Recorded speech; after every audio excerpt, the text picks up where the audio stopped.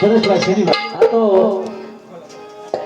ધન્યવાદ ધન્યવાદ. એના તરફથી પણ 500 રૂપિયા ગણપતિમાં આપવામાં આવે છે. ભાઈ જે કોઈને દાન લખાવું હોય તો એ બાજુમાં એક બુક લઈને એક વ્યક્તિને બેસાડી દો. તેમને સંતવાણી ચાલુ રાખશું અને નામ બોલાવવામાં રહેવું તો સંતવાણી નહીં થાય. ઘણા બધા કલાકારો છે મિત્રો. એટલે લખવા માટે અહીંયા ઉપર ભાઈ શ્રી જે સ્ટેજ ઉપર બિરાજમાન છે એમને વિનંતી કે સામે ખુરશી નાખીને બેસી જાય. તે હાર્મોનિયમનો આપનો ભાઈ. જે કોઈ જાતાને અને ફૂલ લઈને ફૂલની પાંખડી આપવાની હોય તે ત્યાં સામે બિરાજમાન થઈ જાય અને ત્યાં લખાવી દઈએ. હવે સંતવાણીની આપણે રચના કરશું. નાના ભાઈને આ ભવનભાઈ. Hello hello.